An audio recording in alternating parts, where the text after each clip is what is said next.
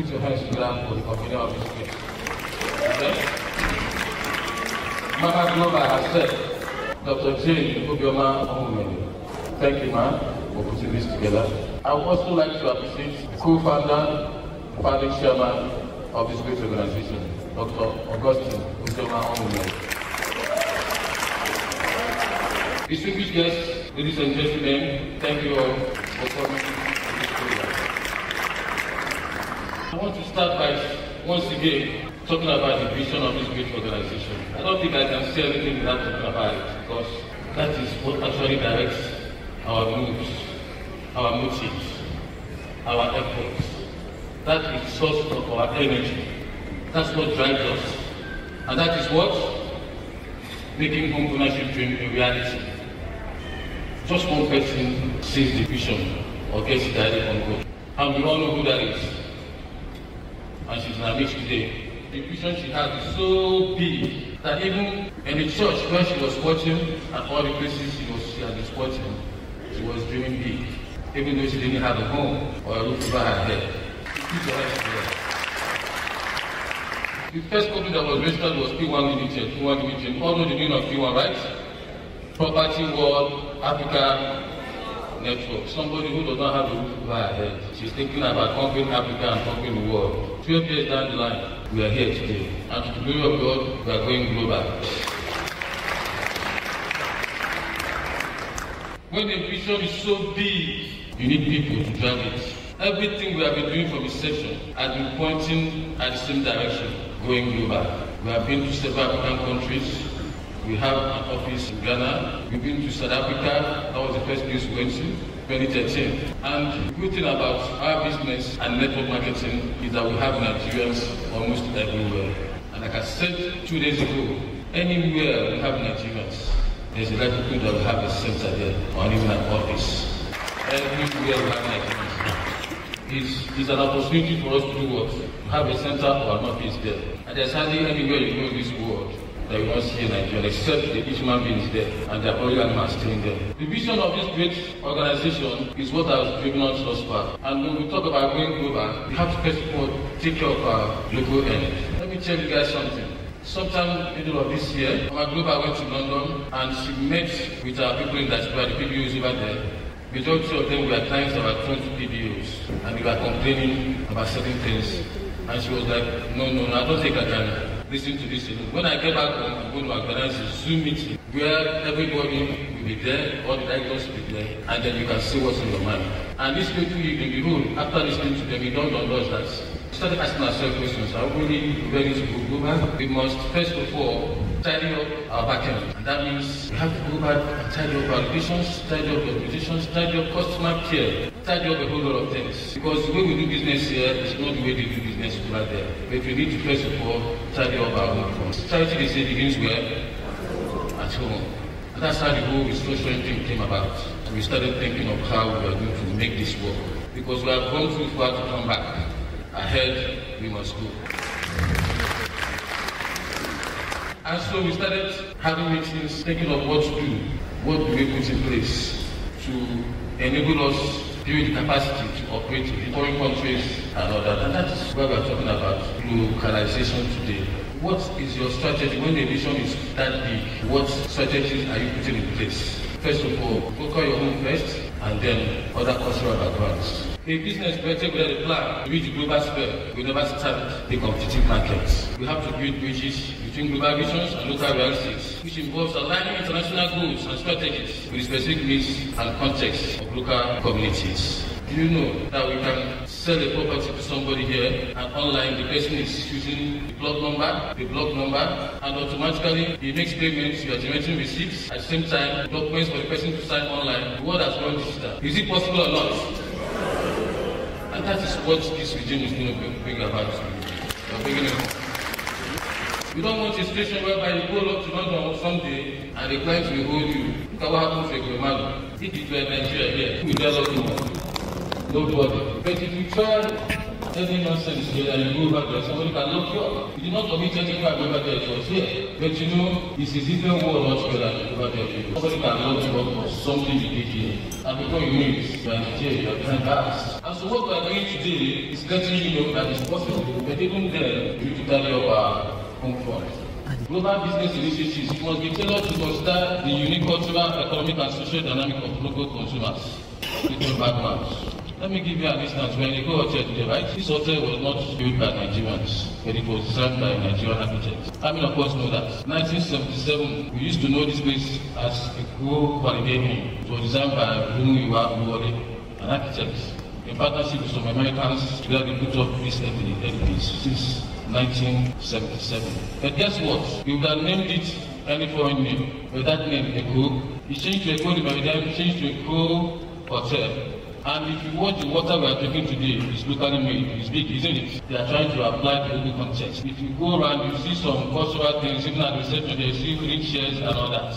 And so, if we are going global, we must study wherever we are going to. We went to Ghana and everybody was like Afam, right? Yes. And the Vice President PWAN was saying something about getting the local indigenous to work with us. They know how to communicate with their people, right? They understand the language of their people and they can make the business work. Anywhere we find ourselves, is it in France? You know we have PWAs in France. Germany, we have PWAs in Germany. We have PWAs in Spain. We have them in South Africa. We have them in America. We need to have plan for going out to the global world. If your dream is bigger than you, carefully select people of like minds to collaborate and partner with. Keynote might manage a big dream. Our founders and our visionaries, they knew this dream was quite big. And so what did they do? They got people together, had centers here and there. We started training people. There's hardly any PWAN office you go to today, even a center that I don't say training or a training room there, empowerment. Everybody here has gained that empowerment. We have gained so much knowledge, business-wise. Before, it was just her and her husband. Then I joined. Then others joined, Tonya, Vera. Look at this hall today. I see so many upcoming MDs coming up in future from this very hall. Yes. But first things first, you have to put your mind to the work. You need to align yourself with the vision. Don't even think about anything, position or whatever. It comes to you naturally. So the fact is that when we are working on developing the policy for this great organization, we are working at handing over to external chairman and all that. We are working from within, all our hearts. All we wanted was for the company to be better, for the company to be great. And when you do this, God is preparing you for a better height. You are doing it without expecting anything in return. You are doing it from the bottom of your heart because you want the company to work, to succeed and progress. Nobody needs to point you. The Lord will just pick you out because He sees your heart. He sees whatever you are doing. There's no need for any, notice me or whatever. You are doing it from your heart. You will surely be singled out. And to cap it all up, the visionary herself is about to step down. But I want to appreciate you. I thank you so much for believing in us.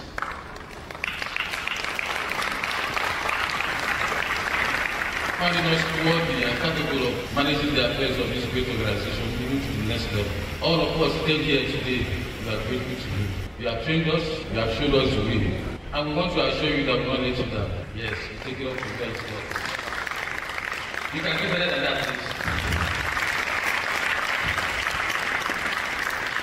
When a dream is so big, you need capable hands. You need people of like minds, people who can align with the vision to take the company to the next level. And that's what she has done. Come rain, come sun, PWAN will live. PWAN will never die. We will go from glory to glory. And even our children will come up someday and work for this company. That is the kind of company that is moving for us. Generation to generation, we have so many companies like that. But first of all, she never wanted to manage that dream. And so even if I were to be a stumbling block, then I have to step aside and let the people who will do the work do it. She does not care. The only thing on her mind, the progress of this company. And that's what every one of us should be thinking about. Because someday, we are going to have people coming to take up into my position, is it the Vice Chairman's position or the Chairman's position? From this hall, and even beyond this hall, people will come up to take this position. Yes. But you need to first of all align yourself with the vision. Engaging local stakeholders in the planning process is crucial. This ensures that the grassroots voices are heard and that the solutions proposed are relevant and effective at the grassroots level. And that's why when Madam Jayne came up here and made a suggestion yesterday, I have to approve it immediately. The center leaders or center managers, they are like the grassroots level of this organization because most leaders emanate from them, from their centers. And it's important that we give them these new years. Just imagine if Mama did not arrange that online meeting that we had some time ago with the people in Dublin and Europe and all that. Most of you directors, you are there. You know that that meeting did a lot to this organization. They voiced out, they spoke their mind, and we don't have any option that to align with them and get to the solution of their problems. That's why one of my 3 points agenda, as I assumed office, even as acting chairman, I said that our allocation will be carried out within the next 1 year, if not 100%, 80%. I also talked about commission payments and payment of commission up to fixed level. Very important. Going forward, once every month, we must have an online meeting with the center leaders. We need to know what the people think about the government from the grassroots, from their various centers. Yes. What are the challenges they are facing and how we can help them. And guess what? Within the next 1 year, we are going to have at least 50 centers all over this country. 50 centers. Not talking about athletes. We are going to open as many centers as possible because our business is the business of the people. I didn't hear you. Business of what? People. People. We need people. Come on board. We need people who will also take care of us when we are tired or retired. So it is crucial. We need to equip your local partners with the necessary skills, knowledge, and resources to connect to your global vision. This may include training programs and access to technology. Of course, we are doing all these things. The trainings we give to PBOs and people in our office, if we are to start charging for them, we have made a whole lot of money. But it is free. The fathers made it that way, and it's been working. We do success summit once every month. That costs a whole lot of money. It is nothing compared to the joy. We see last success summit we had in Lighthouse. So many people that came in for that success summit were not PBOs. You know that at the end they went home with bags of Gary, right? It's a thing of joy that you're going to give back to society. And that's why this regime, giving back to society, will be a norm here. I would like to go to police stations in local areas and see where human names is written there as people that did what, that refurbished or built this police station. I would like to go to a place like Delta State and I see that primary schools, secondary schools are being refurbished by the PWAN Group. Every athlete here must take up one project or the other every quarter or every 6 months. Choose your location and be able to give back to society, especially when we have interest. Very important. Now, monitoring and evaluation. There are a lot of things that I like to talk about, but I won't say that. You know, one thing is locate the boss, get the right people in there, and together determine the what, the direction. Whatever I tell you that I don't have the plan to have it executed yet, I'm only procrastinating. I'm not in a hurry to make promises, but I want to make promises that after some time we evaluate ourselves and we know we are making progress. Whatever I say to you within the next 3 months should be able to be implemented. That's how I want to work. Yes. And so, whatever my plan is, I go back to the drawing board with my team and we harness and we say this we pick up so time and we spend so time. And that's when I can bring it to your notice. And so when I say it, it's as good as done, even before you know it.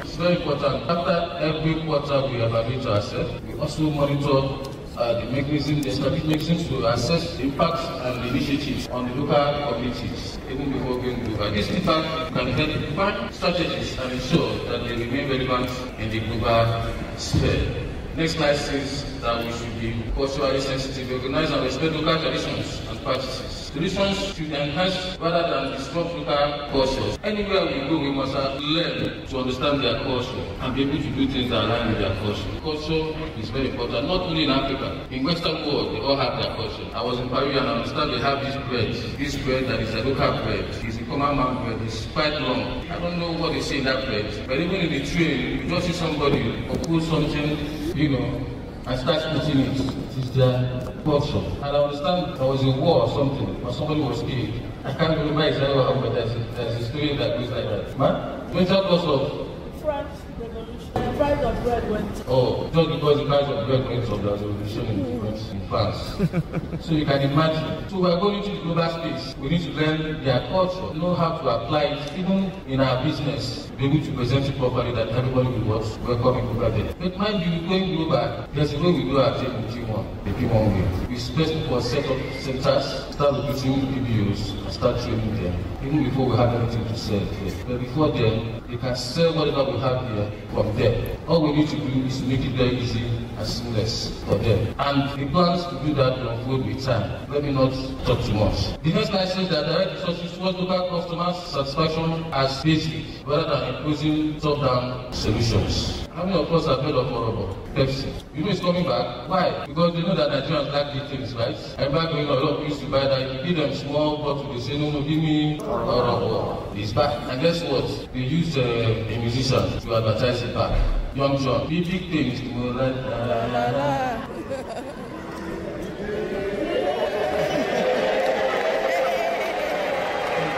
Pepsi is not an African company, right? But what they do? They need to study our background. They did that. And they found out what we like and they gave it to us. So why would they sell? Ladies and gentlemen, by focusing on these key areas, you can effectively bridge the gap between global vision and local realities, leading to more sustainable and revolutionary business outcome. Therefore, placing you on the leadership spot of your industry. We are already going global. There's no going back. We are going to join hands together, do the needful. We want our people outside here to be happy after doing business with us. We also want our people here to be happy with us. I tell you that since I resumed this office, we've been back-to-back meetings. Community lies head that wears the crown. As we are going global, we want our people here to be happy with us. You all agree with me that we can make it.